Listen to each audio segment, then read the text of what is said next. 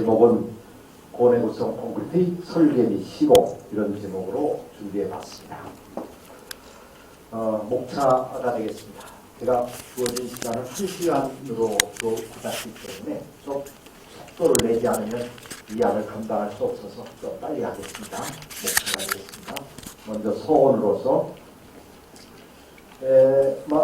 내구성, 고내구성, 어떻게 보면 수명과 관계하는데 그러다 보니까 우리 인간의 수명이 몇 살까지 살 수 있는가, 이런 얘기를 한번 서원으로부터 시도를 해보겠습니다. 역시 인터넷을 조사하면 나옵니다. 그래서 우리나라의 경우에는 조사를 해보니까 121세가 고령으로, 제일 고령으로 이렇게 조사되었습니다. 여러분도 이 나이를 목표로 한번 열심히 좀 살아주시기 바라겠습니다. 더 나아가서 세계적으로는 인도네시아에 147세 이렇게 나와 있습니다. 어떻습니까? 해보시겠습니까? 가능하시겠죠? 열심히들 사셔서 최고령에 도전해 주시기 바라겠습니다. 그런데 말입니다.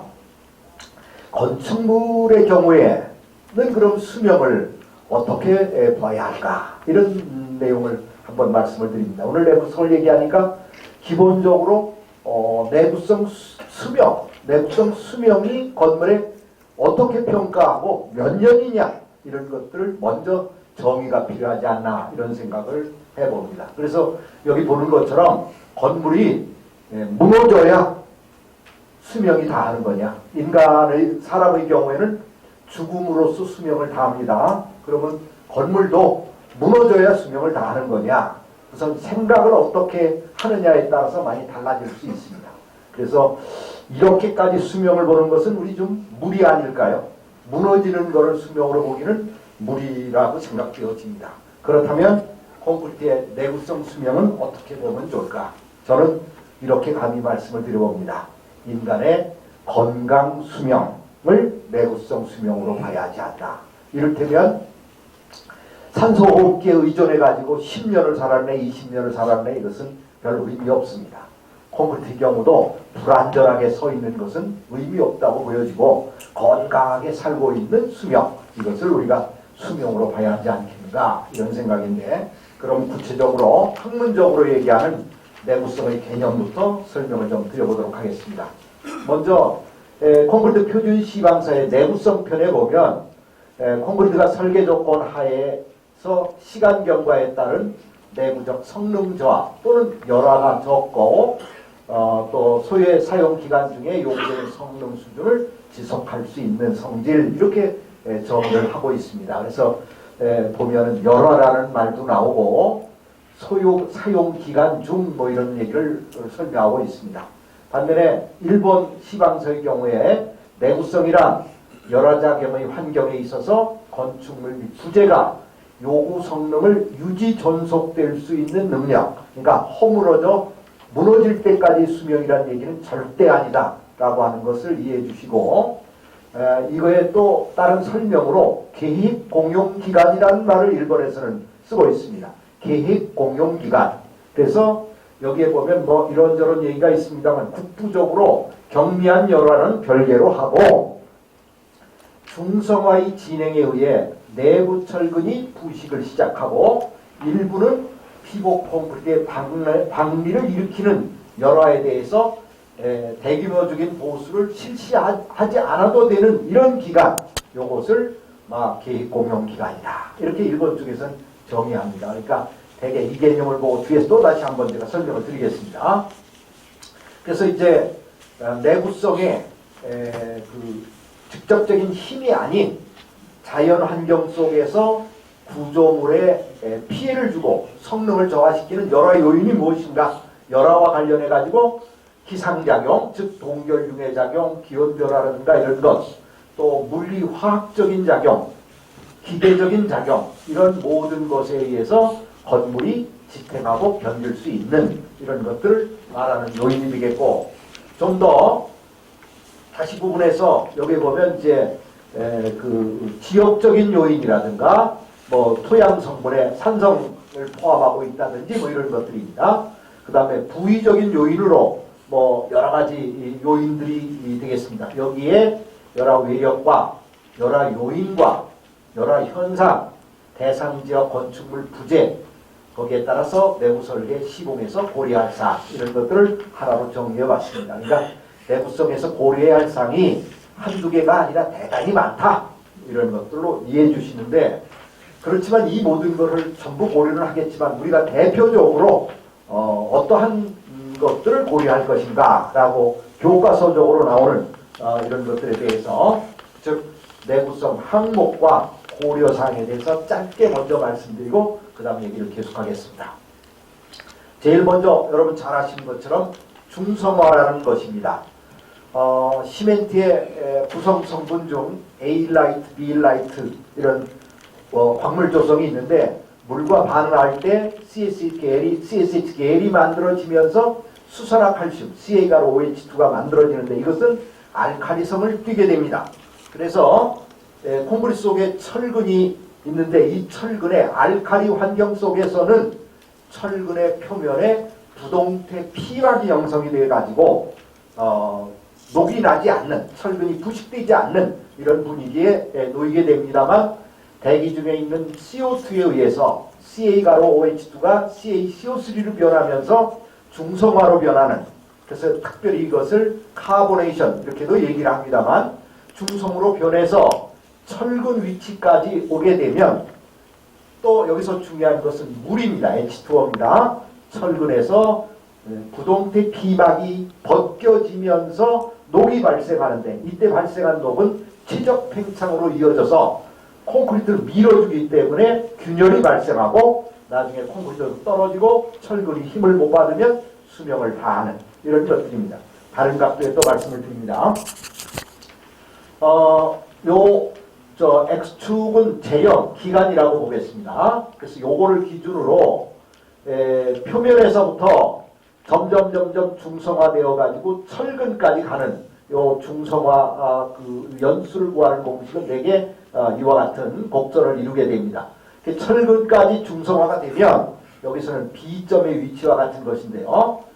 철근이 이제 부동태 피막이 벗겨지면 부식이 일어나면 이 부식 곡선이 이렇게 되면서 균열이 발생하고, 그 다음에 이제 더 나아가 D점까지 가면 이 모두 철근 이상을 중성화되고, 여기 이 팽창압으로 콘크리트가 떨어져 나오고, 이 철근도 힘을 못 받으니까 결국 구조물의 수명이 다하게 된다. 그렇다면 이 B점, C점, D점이 있습니다. 그러니까 이 B점, C점, D점이 있습니다. 그러면 우리가 철근 콘크리트 구조물의 수명을 어디로 봐야 할 것이냐, 이런 것들을 먼저 짚고 넘어갈 필요가 있습니다. 그래서 철근의 표면까지 중성화되는 것을 수명으로 본다면 이건 너무 짧게 수명을 본다라는 것이고, D점까지 와가지고 철근이 모두 중성화돼서 녹이 나가지고 철근의 기능을 마비할 때까지, 이때까지 수명을 본다면 너무 안전율이 없고 너무 많이 보는 것이다. 이건 문제다, 이런 것입니다. 그래서 세계적으로 대개 수명은 요 C점 정도를 철근 콘크리트 구조물의 수명이라고 본다. 그러니까 다시 말하면 앞에서 얘기한 것처럼 철근 방향으로 팽창압에 의해서 균열이 발생하고 이런 시점이면 이 구조물은 수명을 다했다. 그러니까 여러분들이 앞으로 진단을 하시든 이렇게 했을 때 무너지는 걸 수명으로 보시면 절대 안 된다. 외부에 노출된 철근 콘크리트 구조물이 철근 팽창압으로부터 균열이 발생하는 것이 감지되었다. 균열이 나타났다. 이러면 이 구조물에는 설계한 수명이 다 됐다. 이렇게 평가하시도록 이렇게 말씀을 먼저 드려보겠습니다. 중성화에 의한 예라를 볼 수 있겠습니다. 다음에 이제 내구성 중에 또 하나는 도매입니다. 얼었다 녹았다를 반복하게 되면 콘크리트 조직 중에 시멘트 입자 사이에 존재하는 공급의 모세관 공급입니다. 이 모세관 공급 속으로 물이 침투하게 되면 그 물이 얼었다 녹았다를 반복하면서 도매 피해를 일으키는데요. 여기 보는 것처럼 빵빵하게 부풀어져서 이렇게 부풀어 오르는 동해를 팽창성 동해라고 합니다. 그래서 이 동해를 막기 위해서는 A 공기량을 넣어서 팽창압을 완화시킴으로써 동해를 막을 수 있는 이런 것이고, 두 번째는 표면이 벗겨지는 이 물 내려가는 도로 옆 그 측부 부분 이렇게 벗겨지는 걸 보실 수 있습니다. 이거를 스케일링 동해라고 합니다. 이것은 세 가지 원인으로, 첫째, 물 시멘트가 커서 강도가 안 나올 때, 그래서 이것은 강도를 높여줘야 됩니다. 그러니까 스케일링 동해를 막기 위한 이런 곳은 힘은 작용하지 않더라도 스케일링 동해를 막으려면 강도를 높여줘야 된다. 그 다음에 두 번째로 염해 환경, 염화칼슘이 뿌려주게 되면 더 스케일링 동해가 빨리 일어난다. 그 다음에 시공상 결합, 충분히 브리딩이 떠오른 다음에 마감을 져야 되는데 너무 빨리 마감이 져가지고 그 밑에서 얼며 표면이 벗겨지는 스케일링 동해가 발생하는 예가 되겠습니다. 다음에 이렇게 뻐끔뻐끔 떨어지는 쪽을 팝업 동해가 되겠습니다. 그래서 이 경우는 안에 연질골재가 있거나 염해 환경에 놓이면 이와 같은 팝업 동해가 발생할 수 있습니다. 염해의 예, 이런 것인데요. pH가 11.5보다 크면서 특히 이제 요와 같은 비율로 염소이온량이 높지 않으면 부식이 일어나지 않지만 염화물량이 많아지면 부식으로 바뀐다. 이런 것들에 설명하는 내용이 되겠습니다. 그래서 부식 메커니즘 화학적으로 이렇게 설명될 수 있겠습니다. 다음에는 알칼리 월제 반응, 소위 우리가 인간이 암에 걸리는 경우 참 살아나기 어렵다 이렇게 평가도 하고 있습니다만, 콘크리트에도 이와 비슷한 암이다 라고 하는, 콘크리트의 암이라고 한다면 알칼리 골재 반응 이렇게 설명할 수 있습니다. 즉 그 골재가 안정적인 심성암과 같은 경우에 SI와 산소, 휴소와 산소가 안정한 결합을 이루었을 때는 별 문제가 없지만, 화산 분출 활동과 같이 급격하게 암이 만들어졌을 경우 불안정한 SiO2 조직 속에 시멘트 성분 중에 고알칼리 NH2 이와 같은 알칼리가 물이 있는 환경에서 골재 표면에 반응성 생성물이 만들며 골재 주변을 팽창시키는 이런 것을 알칼리 골재 반응이라고 합니다. 다행히 우리나라는 이 알칼리 골재 반응이 일본이나 다른 화산 지질대만큼 많지 않은 게 우리는 좀 다행이라고 볼 수 있겠습니다. 일본의 알칼리 골재 반응에 이와 같이 팽창을 일으키고 균열을 간 예, 이런 것들을 볼 수 있겠습니다.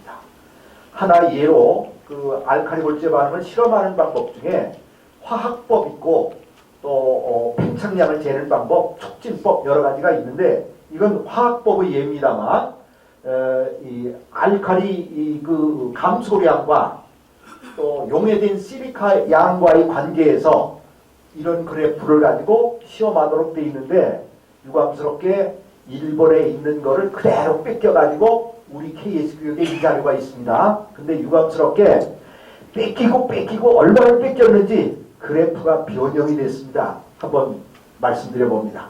여기에 이게 무슨 말이냐면 알칼리와 시리카와의 관계인데, 알칼리를 조금 소비됐는데 시리카가 많이 요구됐다는 것은 알칼리 골재 반응을 일으킬 수 있는 거죠. 반대로 알칼리가 많이 가해졌는데도 실리카가 용해가 안 되면 반응성이 안 일어날 수 있다는 겁니다.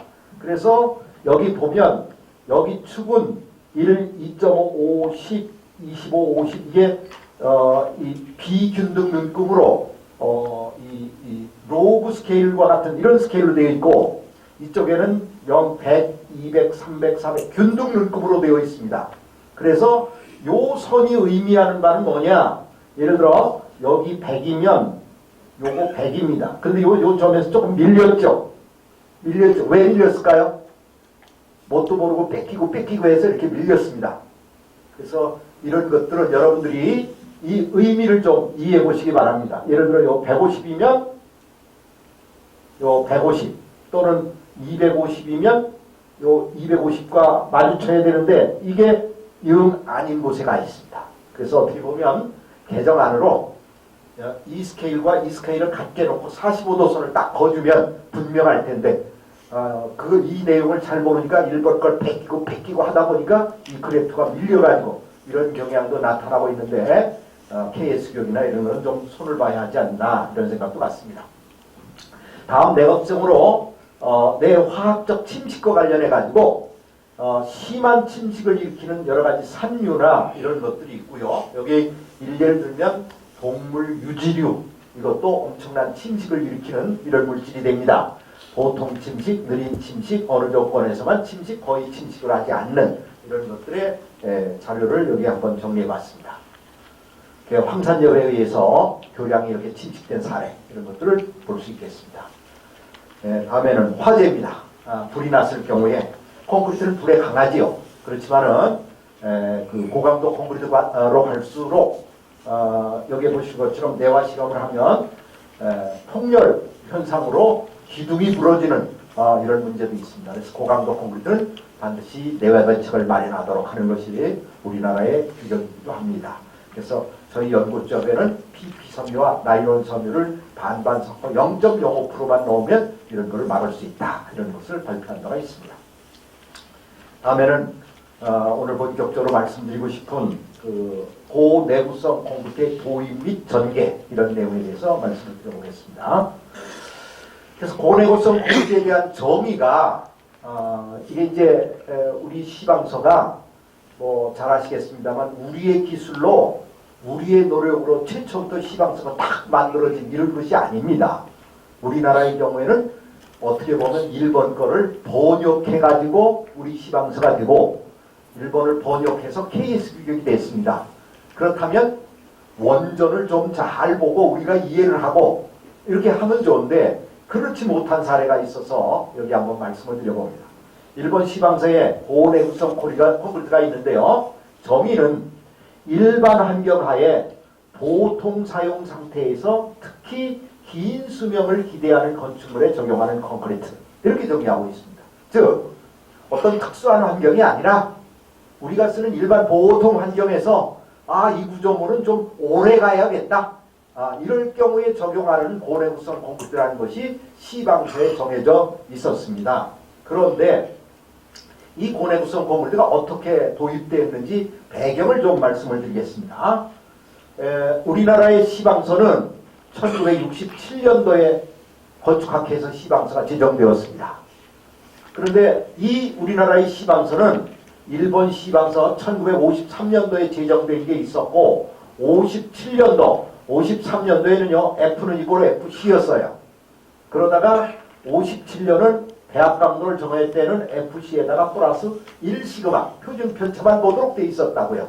그러다 보니까 이것을 우리나라가 반영할 때 67년도 시방서를 처음 만들 때 이걸 반영해서 F는 FC 플러스 시그마 이걸 도입한 겁니다. 근데 유감스럽게 오타가 내서 우리나라 시방서 보면 FC 곱하기 시그마입니다. 이해하시죠? 곱하기가 되면 어떻게 되는 것인지 더하기가 곱하기가 되면 어떻게 되는지요? 우리 시방서가 그렇게 지금 오타를 내고 있습니다. 오타라고 봐야죠. 이걸 모르고 이렇게 해야 했겠습니까? 이제 그런데 일본 시방서가 75년도에 다시 이 일반 내용을 보통과 고급으로 바꿔서 나눠가지고 고급을 배합 설계할 땐 1.64 시그마, 고급은 1.73 시그마 이렇게 보통 고급으로 나누고 재료도 1급, 2급, 3급 이렇게 했습니다. 그러다 보니까 우리나라도 78년도에 마찬가지로 고급 일반으로 나누고 이때 고강도 콘크리트는 시방서에 처음 들어왔습니다. 78년도에 고급 보통으로 나눠서 이렇게 해놨는데 이게 이제 쭉 오다가 일본이 86년도에 아니 이 고급 보통 하여가면 1급 2급 너무 복잡하다. 그러니까 이걸 좀 정리하자. 그래서 일본이 보통은 보통으로 왔지만 고급 품질을 고내구성 콘크리트로 가져오는 겁니다. 75년도에. 그래서 이것을 우리가 시방서로 도입하면서 94년도 개정 시방서에서 보통은 종전대로 보통으로 존재했지만 이 고급 품질은 일본 시방서를 따라서 고내구성 콘크리트로 독립하게 된 것이에요. 그러니까 고내구성 콘크리트란 원재료나 배합 시공 중에서 고도의 품질을 요구하게끔 이렇게 이제 됐던 것이 고내구성 콘크리트의 출발입니다. 그러면서 이제 이렇게 되다가 일본은 말입니다. 2003년도에 성능 설계를 도입하면서 내구성 수명을 이제 도입하면서 고내구성 콘크리트가 없어졌습니다. 성능 설계로 변환되면서. 근데 우리나라는 이 고내구성 콘크리트가 계속 건축 시방서에 들어와 있습니다. 그러다가 2016년도에 국가기준센터에서 모든 시방서를 하나로 통합하게 됐죠. 그래서 기본에 관한 것과 전문 공사에 관한 것으로 나눠가지고 코드 체계화 이렇게 됐습니다. 그래서 콘크리트는 건축공사 표준 시방서에 있던 콘크리트가 없어지고 콘크리트 학회에서 주관하는 콘크리트 표준 시방서 체계로 하나로 통합이 된 겁니다. 이제 그렇게 되다 보니까 어떻게 됩니까? 고내구성 콘크리트 우리도 없어지게 된 거예요.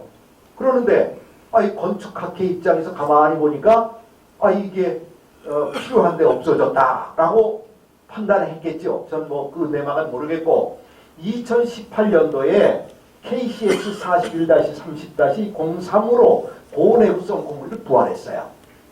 그러면서 여기 또 이때 콘크리트를 넣어준 것 중에 콘크리트 쪽에 없는 일반적인 것과 묵은 콘크리트, 동결중의 작용을 받는 콘크리트, 간이 콘크리트, 원자력 콘크리트 이게 건축 시방서에 와서 지금까지 오고 있습니다. 그러면서 고내구성 콘크리트에 대해서 개정을 좀 한다고 할 때 건축학회에서 이거 잘못됐다라고 하는 것을 지적하면서 필요한 사항을 얘기를 했는데 얼마만큼 반영해서 이거를 인용할지 이거를 활용할지는 좀 두고 볼 일입니다만 이 부분에 대해서 여러분들이 좀 명확히 좀 판단해 보시고 제가 얘기하는 게 맞다면 우리가 어느 쪽으로 가야 할지 이런 것들도 방향을 잡아주는 포럼의 장이 이 자리가 되기를 부탁 말씀 올립니다. 그래서 이제 우리 시방서는 해설이 없습니다. 근데 일본 건축 시방서를 보면 고내구성 콘크리트에 대해서 해설이 있습니다. 이걸 어디에 적용하는 거냐라는 것인데 일본 시방서에 보면 사회적인 조건으로의 적용, 즉 기념비적인 의미의 고도의 내구성을 필요한 건축물 해가지고 이런 것들이 쭉 있습니다. 지난번 국립중앙박물관 공사할 때 균열 문제와 관계해서 당시에 전봉수 회장님 여기 계십니다만 그 당시에 제가 이 고내구성 콘크리트를 설명하면서 국회의사 국립박물관이면 고내구성 콘크리트를 적용해야 하는데 왜 이걸 안 따르는지 모르겠다 이런 얘기를 했던 적도 생각이 납니다. 그 다음에 경제적인 조건으로 열화 손상의 수리변경이 이럴 경우에 손실이 큰 건물 이런저런 건물이 있고 또 내용연수 신장이 경제적으로 유리한 공공건축물 뭐 집합주택 대규모 아파트 뭐 이런 것들이 다 고내구성 콘크리트인 것입니다. 그래서 국가적으로 지어지는 건물은 고내구성 콘크리트로 하세요 하고 심의 쪽에 제가 지적을 하면 고내구성 콘크리트가 뭡니까? 그것 좀 알려주세요. 아니 시방서에 있는 걸 왜 저한테 묻느냐고 말입니다. 이런 식으로 우리나라는 고내구성 콘크리트가 무언지를 조차도 모르는 이런 상황에 그동안 놓여 있었습니다. 솔직히. 그래서 이 고내구성 콘크리트 보면 고급 자재를 쓰도록 이런 내용들이 있고 또 품질 규정도 이런 것이 있고 또 여기 보면 적용하는 규정 한도 우리 시방서에 지금 이렇게 있습니다. 그 다음에 슬럼프에 관한 것도 12cm, 120mm 이하로 하도록 이런 거라든지 단수량 185한 175라든지 또는 시멘트량이나 염화물량 뭐 기타 등등 이런 것들이 고품질화를 규정하고 있습니다. 빨리 넘어갑니다. 최대값 이런 것도 있고요. 제조에 관한 것, 운반 부어넣기 뭐 이런 것, 또 양생 마무리, 또 표준값도 정밀하게 시공되도록 하는 것, 그 다음에 피복 두께도 더 두껍게 10mm를 더 두껍게 하는 이런 것들이 고내구성 콘크리트에 되어 있습니다. 그런데 지금 우리나라 고내구성 콘크리트를 보면 KCS 41-30-03에 적용 범위라는 걸 새롭게 넣어가지고 옛날에는 고내구성 콘크리트는 말뜻 그대로 고내구성 콘크리트에 적용한다. 뭐 이상하게 정의를 그렇게 했었어요. 그것만 가지고 안 되었든지 이번 우리 시방서에는 이 기준은 해풍, 해수, 황산염 및 기타 유해 물질에 노출된 콘크리트로서 이렇게 정의를 바꿨어요. 이 얘기가 아니라 이렇게 바꿨습니다. 이게 과연 타당한 것인지 이런 부분은 심히 의심스럽다라고 합니다. 그렇게 되니까 이걸 보고 이 환경에 써야 하는 판이 돼 있다고요. 이게 아니라 원래 취지는 일반 환경에서 오랫동안 건물 가라고 하는 이런 건물에 이걸 쓰라는 얘기였던 겁니다. 근데 이상하게 변질이 돼버린 것이죠. 그러면 이 고내구성 콘크리트를 뭐 옛날 걸 그대로 쓰기보다도 지금 수준에 맞게끔 어떻게 하면 좋겠느냐 이런 의미에서 고내구성 콘크리트의 활용과 관련한 내용을 좀 말씀 올려보겠습니다. 그래서 이것은 아무래도 우리가 일본에서 근거하니까 일본 시방서를 좀 얘기를 해가면서 우리 얘기를 안 할 수가 없습니다. 그래서 일본 시방서의 배합 설계에 얘들이 어떻게 성능 설계를 도입했는지라는 내용을 좀 설명을 드려봅니다. 먼저 품질 기준 강도 FQ라는 거를 정합니다. 그래서 그것은 설계 기준 강도 FC와 내구성 계획 공용 기간에 의한 내구성 강도와 둘 중에 큰 값을 FQ로 한다라는 것입니다. 근데 우리나라는 FD라는 것이 없습니다. 그래서 여기서 말씀드리고 싶은 것은 이 FD라는 걸 넣어서 장수명을 요하는 구조물은 예를 들어 설계기준 강도가 24라도 실제는 35메가파스칼을 해야 이 구조물이 오래 갈 수 있는 것이다 라는 것이죠. 그래서 내구성 설계에서부터 도입을 해야 할 문제가 아니냐라는 것입니다. 그래서 이 FD에 관한 문제를 일단 말씀을 드리고 또 일본의 경우에는 FM에서 배합 관리 강도 해가지고 FQ에다 여기는 FQ에다 MSL을 도입하는 이런 것을 일본은 지금 현재 채택하고 있습니다. 그래서 요 MSL은 이따가 설명하겠습니다만 또는 이 며칠 만에 뭐 예를 들어서 몇 시간 만에 얼마의 강도를 내달라 이거는 앞에서 얘기한 것과 달리 시공상 필요한 강도를 요구할 경우도 있습니다. 그래서 두 개 중에 큰 값을 택하는 건데 이 MS에는 우리는 없습니다. 그래서 배합 강도를 정할 때 배합 강도는 뭐 예를 들면 우리 거로 하면 FC 플러스 1.73 시그마 또는 0.85 FC 플러스 3 시그마 이런 것들은 요 방법은 우리의 것이나 변함이 없습니다. 그러니까 여기서 FD라든가 이런 것들이 지금 우리 시방서에 없는데 먼저 FDN 얘기를 하겠습니다.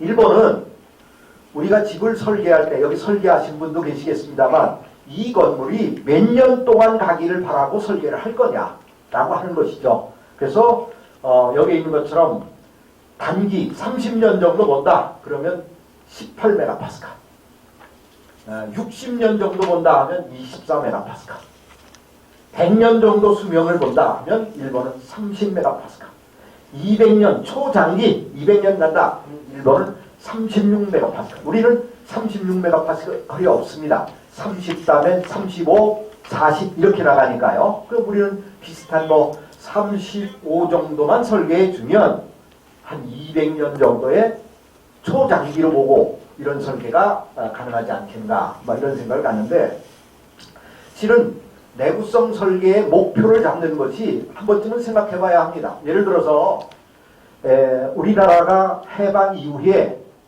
기하급수적으로 발전합니다. 뭐 경제성장이 엄청나게 발전하는데 하루가 다르게 번쩍번쩍 발전합니다. 그래서 여러분 한번 뒤돌아보시면 서울 시내에 30년 이상 된 건물이 있을까요? 지금은 없습니다. 그러니까 기하급수적으로 발전할 때는 나중에 이걸 헐고 다시 짓겠다라는 생각으로 그렇게 고강도를 하는 게 오히려 낭비일 수 있어요.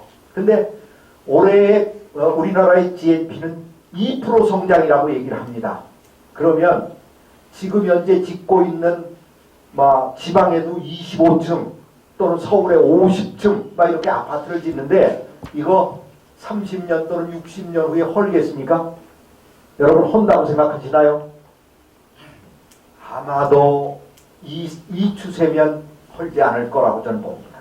100년, 200년 가도 내부 설비, 외장은 바꿀 수 있지만 골조는 그냥 가져와야 하지 않냐, 이런 생각인 것이죠.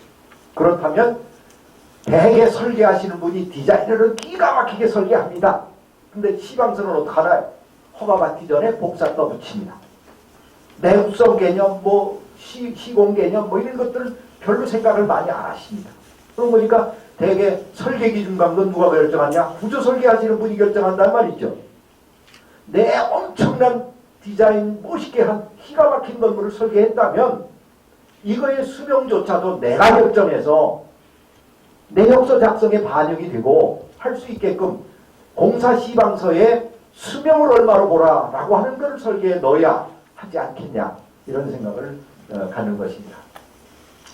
다음에 일본에서 MSN이 뭔지 얘기를 좀 드리겠습니다. 우리가 표준적으로 지름 10cm, 높이 20cm 시린다골드의 공시체를 만들어서 물속에 20도 플러스 마이너스 2도에서 표준 양생을 하게 되면 콘크리트 강도는 이렇게 맨 위쪽으로 증가해서 진행되어 가게 됩니다. 그런데 실제 구조체는 어떨까요? 표준 양생 공시체만큼 강도를 낼까요? 일본에서는 어떤 강도를 보느냐면은 이 코어 공시체를 구조체 강도로 봅니다. 반면에 구조체를 모사한 간이 단열 양생이라든가 온도 유령 추정 양생 공시체, 구조체 관리용 공시체는 델타 F만큼 차이가 있다, 이제 이렇게 보는 것이죠. 그런데 MSN이란 여긴 28일이고 여기 90일이라면 표준 양생한 M일의 강도를 구조체 M일의 강도로 따져줄 때에 얼마만큼 차이가 나느냐, 요걸 보정하는 겁니다. 요게 MSN입니다. 그럼 보정을 제일 적게 하는 거는 표준 양생은 28일로 계산하고 구조체는 91일로 계산하게 되면 이 보정이 제일 작아지겠죠. 그래서 표준 양생을 언제로 보고 구조체 재력을 언제로 목표로 강도를 잡을 것이냐, 이거의 차이에 의한 보정이다, 이렇게 이해를 하시면 되겠습니다. 그래서 이 MSR 값이 이건 이제 고강도 콘크리트의 경우입니다. 고강도 콘크리트는 각 시멘트 종류를 이렇게 보는데 우리가 가장 많이 쓰는 일반 강도 얘기를 하겠습니다. 그래서 여기 28일이 M이고 90일이 N인 28S 91 요거를 적용할 때 가장 많이 쓰는 게 보통 포트랜드 시멘트니까 보면 8도씨 이상의 그 이상은 뭐가 되죠? 20도 이상 온도라도 일본 애들은 플러스 3메가파스칼을 플러스를 합니다. 반면에 0도씨부터 8도씨 사이에는 6메가파스칼을 합니다. 즉 전에 우리 시방서의 기원 보정 강도 이 개념과 플러스 공시체와 구조체의 차이의 플러스를 해주는 것입니다. 다시 말하자면 설계 기준 강도와 호칭 강도의 차이이기도 하는 것이죠. 그래서 이와 같이 MSN이라는 거를, 근데 여기 또 하나, 여름철 서중기간이면 온도가 높고 얼마나 좋습니까? 서중기간 이럴 때는 6메가파스칼을 MSN을 보정하라 라는 게 일본 규정입니다. 근데 우리는 설계 기준 강도가 바로 레미콘을 주문하는 강도다, 이렇게 되니까 여러분 어떻게 생각하십니까? 우리가 과연 적절한지, 이런 부분이요. 그러니까 과연 공시체 강도를 구조체 강도로 볼 거냐라고 한 부분에서부터 출발해가지고 이 문제를 일본은 이렇게 풀고 있습니다. 그러면 우리는 어떻게 해야 할까라고 하는 것도 고민을 한번 할 부분이라고 생각되어집니다. 그래서 또 일본의 경우는 앞에 나왔던 강도식의 1.73, 0.85였었는데 고강도인 경우 종전에는 요게 1.74를 2시그마, 요거를 0.9시그마 이렇게 0.9로 잡아줬습니다. 그런데 그동안 오랫동안 쭉 고강도도 해보니까 이렇게 많이 할 필요가 없다 해가지고 일본은 2003년부터 일반 강도와 똑같게 1.73시그마, 0.85시그마 이렇게 잡고 있습니다. 우리는 이거로 되어 있습니다. 그런 거니까 아직도 고강도를 못 믿겠다, 이런 의미인지는 모르겠는데 시간이 나오면 뭐 이런저런 여러 가지 재미있는 얘기를 더 하고 싶은데 시간 관계상 뭐 그렇긴 합니다만 좀 말씀을 드려보면 고강도에 이렇게 안전율 높게 잡으면요, 예를 들어 80메가파스칼이면 100메가파스칼도 넘게 배합 강도로 설계가 돼야 합니다. 그런데 그렇게는 안 하거든요. 왜 어떻게 안 하느냐? 표준 편차가 거의 없다라고 봅니다. 그럼 아무리 할증 개수 많이 곱해도 어떻습니까? 많이 안 봐도 되죠. 우리가 지금 그렇게 하고 있습니다. 다 빠져나가는 방법이 있어서 그렇게 많이 안 보고 있는 건 어떤 면으로 다행일지 모르겠지만 제대로 우리가 적용하지 못하는 이런 부분은 아쉬움이 있는 것입니다. 좀 더 말씀드려서 그러면 고내구성적인 활용 노력과 관련한 얘기를 좀 말씀드려 보겠습니다. 이것은 전 숭실대학 최완철 교수의 자료입니다. 제 자료는 아닙니다. 빅맥 지수라는 것으로 해서 세계의 레미콘 가격을 US 달러로 조사해가지고 이 표로 낸 겁니다. 여기에 보면은 전 세계에서 콘크리트 가격이 제일 싼 게 우리나라 대한민국입니다. 물론 시멘트 가격도 싸고 콘크리트 가격도 쌉니다. 일본의 3분의 1밖에 안 됩니다. 우리나라 시멘트 레미콘 가격이요. 그리고 또 하나 어떻게 그렇게 싸게 만드느냐? 뭐 여러 가지 방법이 있겠지만 나쁜 자재 쓰는 것도 있고 그렇겠지만 이 혼화 재료, 플라이애시나 고로스레고 미근말 이런 것도요. 강도 내는 데는 문제가 없겠지만 내구성 쪽으로 이게 문제거든요. 아마도 전 세계에서 제일 많이 치환해 쓰는 나라가 우리나라입니다. 예를 들면 우리나라에서 나는 고로스레고 미군발 다 소비하고요. 일본에서 수입하고 중국에 수입까지 해서 우리나라에 쓸 정도입니다. 또 일부 회사의 말을 들으면 고로스레고 시멘트에는 1종, 2종, 3종이 있습니다. 1종은 5 내지 30, 2종은 30 내지 60, 3종은 60 내지 70%입니다. 그래서 일반 시중에 고로스레고 시멘트 하면 30 내지 60이니까 평균자금 45%. 그러니까 고로스레고 밀말 45%, 보통 포틀랜드 시멘트가 55% 들어있는 겁니다. 그런데 이것도 모질라서 여기에 플라이애시를 20% 치환하는 것이 실무입니다. 그러면 보통 포틀랜드 시멘트는 얼마나 쓸까요? 50%도 안 쓰는 거예요. 강도는 나. 근데 수명은요. 이게 제가 드리고 싶은 말입니다. 그러다 보니까 분쟁이 돼가지고 진단을 하다 보면 불과 3년밖에 안 됐는데 30년 된 것만큼 중소화가 되어 있습니다. 또 가격이 싸서 뭐 좋은 면은 있다고 하지만 이거를 가격이 싸다 보니까요 엄청나게 낭비를 합니다. 예를 들어 봅시다. 주택은 조족조 아니면 조그만 것 같은 건물 같은 경우는 독립기초 만들어가지고 교과서에 돼 있어요. 실무에는요 독립기초 없고 줄기초 없습니다. 주택을 줘도 다 매트예요. 여러분 잘 아시지 않습니까? 모두 그냥 철근백을 대충하고 콘크리트 다 왕창 먹어버려요. 그러면 상당히 엄청나게 낭비죠. 또 예를 들어 텁하게 하는 경우도 그렇습니다. 안쪽 거푸집 바깥 거푸집을 내고 나중에 떼고 난 다음에 이게 되매우기를 해야 합니다. 우리나라는 되매우기 없습니다. 안쪽 거푸집만 내고 흙덮한 건 다 콘크리트를 채워버립니다. 그러니까 얼마나 낭비를 하는 겁니까? 싸니까 거푸집 메고 뭐 따는 것보다 콘크리트 치는 게 싸다 이거예요. 자, 값이 싼 건 좋아요. 그러나 지금처럼 이렇게 저품질화된 것을 마구 낭비하니까 과연 CO2 저감한 건가요? 이 부분도 의심입니다. 그래서 어떻게 보면 건축물 수명이 단축돼가지고 악순환을 반복하고 있는데 이거의 대책을 그렇다고 우리나라가 안 하는 건 아닙니다. 하고는 있는데 안 따르는 게 또 문제죠.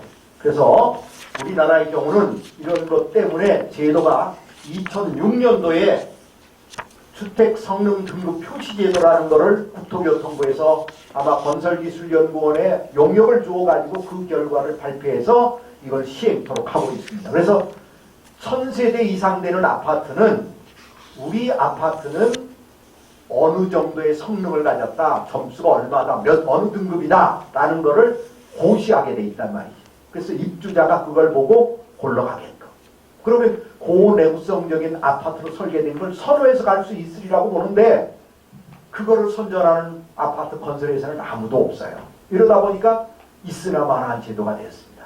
그러나 이 제도를 잘 활용하면 가능할 수 있는데요. 여기에 주택성능 등급제 이런 걸 보면 여기 소음 관련 등급, 구조 관련 등급, 환경 관련 등급, 생활 환경 등급, 화재 소방 관련 등급 이런 것들로 등급을 정합니다. 그래서 오늘 말씀드리고자 하는 구조 관련 내구성 등급이 있는데 여기 1등급, 2등급, 3등급 이런 게 있어요. 그 내용으로 들어가면 이렇게 돼 있습니다. 1급, 2급, 3급 이렇게 돼 있어요. 그래서 1급은 수명을 100년으로, 2급은 65년, 3급은 30년으로 이렇게 돼 있어요. 그럼 이걸 어떻게 매기느냐? 설계도서, 공사 시방서를 검토해. 아직 하나도 짓지 않았으니까 알 수 없는 거니까 이 설계도면만 보고 시방서만 보고 이 등급을 결정하는 거지. 강도 얼마나 설계했냐를 보고 한다는 것이죠. 근데 아까 1번은 어땠습니까? 초장기, 장기, 표준, 단기 이렇게 4등급이었어요. 여기 3등급입니다. 이유는 요걸 마련할 무렵에 일본 시방서는 이렇게 3등급이었어요. 3등급으로 되어 있었다 이거죠. 그러니까 이걸 참고해서 우리가 3등급으로 한 것입니다. 그럼 어떻게 줘야 되나 이거는? 그러면 우리는 성능 설계가 시방서에 있습니까? 없는 거예요. 아직도. 내구성 등급 웃기는 얘기라고 해요. 우리 시방서도 없는 이런 이상한 얘기를 지금 하고 있는 거예요. 그런 거니까 앞뒤가 안 맞는 거죠. 그래서 빨리 시방서의 내구성 성능 설계 아까 설계 기준 강도 내구성 기준 강도 중에 큰 값을 잡는 내구성을 좀 도입하는 이런 것이 시기적으로 충분히 되었다. 저는 이렇게 생각되어집니다. 그래서 좀 이상할지 모르겠지만 청주 지역에 있는 한 아파트를 계산해가지고 한번 계산을 해봤습니다. 대개 84제곱미터 정도의 아파트 한 세대라고 하면 이 한 세대를 짓기 위해서 콘크리트는 대개 65입방미터 정도 됩니다. 물론 가격이 좀 다를 수 있겠죠. 그러나 대개 가격을 물어보니까 60년 정도 수명으로 이후에 24입방, 즉 24메가파스칼 정도의 레미콘 루베당 1입방미터 단가가 72,000원을 합니다. 그런데 이게 60년대 100년으로 하면 30메가파스칼이거든요. 그러면 이 단가는 얼마냐면 8만원을 합니다. 200년 잡고 35메가파스칼 하면 89,000원이 됩니다. 그럼 여기에다가 요걸 곱하면 공사비가 나오겠죠. 청주에 이런 정도 아파트가 얼마나 하면 3억 정도 합니다. 3억을 100%로 보고 60년을 100년으로 수명을 연장하면 0.2% 공사비가 증가합니다. 200년 수명으로 연장하면 0.4%가 증가합니다. 이게 청주는 3억이지만 서울은 얼마 하나요? 한 20억 하죠? 그럼 이거 몇 프로입니까? 그럼 이거를 입주민들한테 얘기하면 입주민들은 어떻게 생각할까요? 우리 아파트 60년 되는 거 200년 된다 하고 하면 이 돈 충분히 내고도 남습니다. 그리고 이 돈은 문제가 되는 돈도 아닙니다. 근데 이걸 아끼려고 하고 또 아니면 설계하시는 분은 이런 거를 생각도 안 하시고 그냥 하시기 때문에 우리나라가 계속 초고층 아파트도 24메가파스칼이 설계되고 있는 것입니다. 자, 여러분 어떻게 생각하십니까? 한 번쯤 도전해 보시지. 이렇게 가야 되지 않겠습니까? 이런 생각 안 드십니까? 졸리는 시인분도 있는데 이럴 때 박수도 한번 쳐보시죠. 고맙습니다. 돈 몇 푼 아닙니다. 돈 몇 푼은 아니라고요. 만약에 이렇게 해가지고 아파트 광고를 하고 분양에 선정을 하면 아마 그 아파트 금방 분양될 거예요. 안 그렇겠습니까? 우리 아파트 200년을 목표로 했다 이 말. 이렇게 한다면 어떻게 했냐? 그러면 대번 불티나 다른 아파트는 60년이지만 우리 아파트 200년이다. 돈은 똑같다. 어떡하시겠어요? 당연히 이쪽으로 분양이 많이 되지 않겠나. 이런 생각을 가져봅니다. 그래서 다시 말하면 이 문제를 반영하는 것은 시방서 작성에 있습니다. 그럼 시방서 작성의 책임은 누구냐? 설계자에게 있습니다. 여기에 설계하시는 분 얼마나 계신지 모르겠습니다만 건축사협회나 이런 쪽에 좀 얘기를 해가지고 내구성 설계를 설계에 좀 넣도록 이렇게 돼야 되는데 이걸 전혀 안 하고 있습니다. 여기 장덕배 교수님 계십니다만 전에 국회 포럼에서 그렇게 할 거라면 시공기술사에게 시방서 작성을 넘겨라. 왜 건축사가 하냐? 이런 것도 제대로 안 하면서 이런 얘기를 국회에서 했다고 얘기를 들었습니다. 어떻게 보면 과연 이렇게 시방서 우리나라 소위 스펙이죠. 중동이나 외국 나가면 시방서 잘못 봐가지고 그 회사 망하기도 합니다. 근데 우리나라는 시방서가 볼 필요가 없는 나라가 우리나라이기도 합니다. 그럼 시방서를 안 보고 내역서를 어떻게 꾸몄는지 모르겠어요. 참 우리나라는 불가사의한 나라입니다. 시방서가 되어야 품질이 정해져야 그것으로부터 금액이 곱해져가지고 내역서 금액이 나오는 거 아니겠습니까? 근데 시방서가 없는데 어떻게 내역서가 나옵니까? 이게 참 불가사의합니다. 한두 가지가 불가사의한 건 아니니까 더 말하면 구차한 얘기가 될지 모르겠지만 공사 시방서를 분명하게 써서 내구성적으로 설계해야 되게끔 또 여기 감리하시는 분 계시는데 꼼꼼히 좀 체크 좀 하십시오. 과연 이게 지금 설계를 몇 년을 보고 당신 설계한 거냐? 라는 걸 체크해서 과연 네가 이거 24배가 60년 설계한 거 맞냐? 한번 확인해 봐야 돼. 설계자에. 내가 그렇게 했어요? 이럴 거라고 당장. 나는 말입니다. 한 200년쯤 가기를 바라는데요. 이러죠. 그럼 어떻게 해야 되겠어요? 강도를 내구성을 높이는 설계를 해줘야 된다. 이게. 그래서 설계 기준감도와 내구성 둘 중에 큰 거를 품질 기준 감도로 해서 기온 보정이나 품질의 문제를 충분히 해가지고 대학 강도로 정해서 레미콘이 출하되고 이리 돼야 제대로 된 구조물이 만들어지지 않나 생각되었습니다. 또 쓸데없는 얘기가 되겠습니다만 인근에 있는 대종 빌딩이라고 하는 곳에 여러분 알다시피 기둥이 부러져가지고 건물이 붕괴될 뻔한 적이 있습니다. 이 이유는 별 얘기를 다 합니다만 이 근본 이유는 기둥 하나에 절대적으로 콘크리트 강도가 부족해서 27년인가 얼마 지난 시점에 크리프 파괴를 일으켜가지고 문제를 일으킨 겁니다. 즉 품질 문제인 것이에요. 강도를 못 낸 것이에요. 근데 이상하게 엉뚱한 얘기들을 하십니다. 설명을 드리면 여러분 교과서에 이런 거 있으니까 한번 보셨을 겁니다. 크리프를 설명하는 겁니다. 그래서 X축은 시간이고요. Y축은 변형입니다. 그래서 힘을 가했다, 힘을 가하면 변형이 생기죠. 제거하면 원에 처갑니다. 이렇게 되겠죠. 그러나 정상적인 경우는 어느 힘을 가해서 탄성 변형이 생기고 시간이 가면 계속 이렇게 진행해 갑니다. 여기 김만 교수님 책에 있네요. 재료학 책에요. 그런데 파괴 하중에 가까운 파괴는 아니라도 이와 같은 하중을 주면은 변형이 크게 증가하다가 수평으로 가다가 어느 시점, 27년 어느 시점에 확 변형이 커지면서 파괴를 일으키는 이 파괴를 크리프 파괴라고 하는 것입니다. 그래서 이거는 하중이 많이 걸리는 경우지만 다르게 바꿔서 대종 빌딩의 기둥 하나의 경우는 근본적으로 다른 거에 비해서 강도가 형편없이 낮았으니까 이 부분에 큰 변형이 생김으로써 크리프 파괴를 일으킨 겁니다. 부서진 기둥에 강도 낼 수 있어요? 강도 얘기를 아무도들 안 하더라고요. 제일 문제는 강도 부족에 의한 크리프 파괴다. 이런 내용을 이해하셨으면 좋겠고 또 하나 더 부산대 미술관 벽돌벽이 붕괴돼가지고 사람이 죽은 예입니다.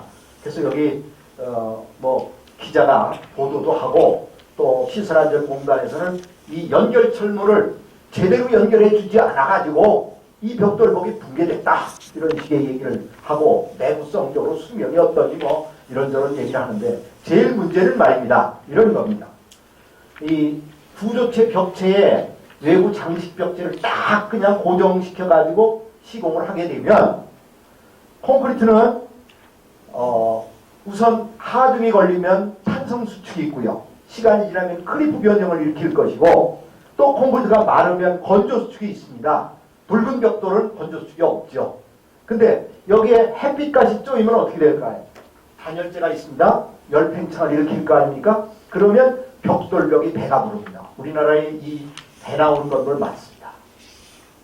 근데 이 나온 배에 이 연결철물이 아무리 단단히 잡아주면 견딜까요? 다 끊어지고 뽑힙니다. 이해하시겠죠?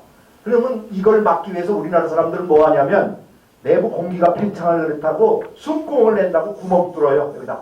그러면 괜찮대요. 내가 보기엔 절대 괜찮지 않습니다. 방법은 또 하나 더 우리나라 사람들은 대개 단열을 슬라브 아래쪽에 단열을 합니다. 그러니까 스라브가 태양열을 받으면 어떻게 돼요? 일사열팽창에 늘어나지요. 배가 나온 벽을 미루면 어떻게 되겠습니까? 넘어지는 거 아니에요. 밀었다 당겼다 밀었다 넘어지는 거라는 궁극적으로. 일사열팽창에서 이런 문제를 발생하는 것입니다. 그렇기 때문에 중요한 것은 이건 선팽창계수의 예를 보여드리는 거고요. 제일 중요한 것은 움직일 수 있게끔 여기에다가 공간을 내고 백업재를 두고 코킹재를 채우듯이 줄을 좀 크게 해서 이것과 이것이 따로 움직이게끔 마감재는 움직일 수 있게끔 해줘야 잘하는 것이지 딱 고정하면 견디지 못해서 타일도 떨어지고 벽돌도 붕괴되고 여러 가지 문제를 일으키는 것입니다. 마감재는 움직이게끔 하는 것을 고려하셔야 합니다. 선팽창, 건조수축 이런 것들을 충분히 고려해야 이게 이제 일본에서 제가 찍은 겁니다만 똑같은 벽돌인지 잘 모르겠어요. 가보지는 않았지만 그래도 눈을 볼 때 여기 이런 거 보이시죠? 요거 보이고 이런 거 보이시죠? 요게 요런 작용을 여기다 넣은 거라고 난 봅니다. 우리도 이렇게 여기를 꽉 막기보다는 여기를 좀 띄우고 5층까지 쌓지 말고 1층 단위로 고정을 지지대를 내고 움직일 수 있게끔 이런 것들을 넣어줘야 문제가 없을 수 있다. 이런 말씀을 드리겠습니다. 그래서 제가 잡지에 글 쓰는 중에도 2%가 부족하다. 음료 중에 그런 거 있죠? 2%. 우리나라는 참 죄송하게도 2%가 좀 부족한. 예를 들자면 여기는 이런 예를 들었어요. 요 경계석 브로그 있죠? 차도와 인도 간에 요걸 아주 단단히 잘 잡아매야 아주 좋은 건 줄 압니다. 그러나 조금 더 치마가 나면 어떡할까요? 깨지죠. 우리나라 안 깨진 거 없어요. 거의 다 깨져 있습니다. 이 깨지는 걸 막으려면 여기에다가 완충제를 넣어주면 돼요. 근데 이걸 안 해요, 우리는. 일본은 틀림없이 10개마다 하나씩 딱딱 넣어주고 합니다. 이렇게 마감제 움직이는 거를 움직일 수 있다는 거를 우리가 고려를 해야 내구성 수명도 연장할 수 있다. 이렇게 말씀드릴 수 있겠습니다. 마지막으로 유지보수의 탄소섬유에 대한 재고, 변학용 사장님 저도 계십니다만 박사 논문입니다. 이거 하나 설명드리겠습니다. 선팽창기에서 아까도 말씀드렸지만 일반 콘크리트의 경우에는 10 곱하기 10의 마이너스 6수, 1 곱하기 10의 마이너스 5수 정도의 선팽창 계수를 갖는데 에폭시 수지는 4배 내지 한 6배 프로가 아닙니다. 배. 똑같은 온도에 더 많이 늘어나고 더 많이 줄어들고 이런다는 것입니다. 합성수지가 그래요. 근데 또 하나 여기 이 앞에서 놓치고 왔습니다만 죄송합니다. 다시 한번 들어가 보겠습니다. 여기에 이런 것도 여러분 참고하시기 바랍니다. 유리는 이렇게 선팽창 계수가 큽니다. 콘크리트가 1인데 이렇게 크다고요. 유리 끼우는 데에 위아래가 꽉 맞게 끼워지면 나중에 열을 받으면 유리가 늘어나면 자동적으로 파괴됩니다. 고강도 유리가 황화 니켈에 의해 가지고 자파 현상이 있는 것도 여러분 아시죠? 그런데 고정되어져 있으면 유리는 많이 변형을 일으키기 때문에 유리 스스로 깨집니다. 그러니까 반드시 유리는 띄워놓고 코킹제로 채워야 유리의 선팽창 거동에 의해서 깨지지 않는다. 이런 것도 상식이니까 잘 좀 이해해 주시기 바라겠습니다. 이와 같은 선팽창 계수의 차이가 여기 보는 것처럼 콘크리트는 이런데 에폭시 수지는 이렇게 늘어났다 줄어들었다 합니다. 그러다 보니까 에폭시 수지를 붙여놓고 온도 변화를 줬을 경우에 여기에 20도 플러스 마이너스 20도, 20도에 플러스 마이너스 40도 할 때 앞에 어느 부분만큼 붙어 있어요. 그 이후에는 따로 놓는다는 건 떨어졌다라고 하는 것입니다. 또 이거는 실제 건물에다가 탄소 섬유를 에폭시스로 붙여놓고 실험을 한 겁니다. 보시다시피 여기는 붙어 있어요. 여기를 지나서부터는 따로 놓습니다. 이건 탄소 섬유고 이건 강판입니다. 에폭시 수지로 보수 보강할 때 탄소 섬유 붙이고 강판 붙이는데 처음에는 붙어 있다고 여기까지 한 50일 정도는 붙어 있어요. 그 다음부터는 어떻게 해요? 떨어진다 이게요. 이 비싼 탄소 섬유를 떨어지는 놈을 계속 붙이고 있습니다. 우리나라는. 붙이면 안 돼요. 그러면 만약에 이게 문제가 생긴다면 변학용 사장 박사 논문 다시 쓰십니다. 박사 논문으로 분명히 이걸 밝혀놨어요. 근데 우리나라는 아직도 붙이고 있어 이거를. 구조계에서 구조하시는 분들이 이게 그냥 만능인 것처럼 모두 탄소섬유를 붙이라고 한다. 붙이면 안 됩니다. 보십시오. 여기 자를 집어넣으면 겉은 붙어 있어도 자가 들어간다는 얘기는 뭐예요?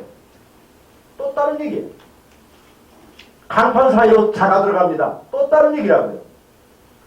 폐합 구조는 문제가 없습니다. 보나스라고는 절대 탄소섬유 붙이면 다 떨어집니다. 안 붙여도 되는데 붙이는 거예요.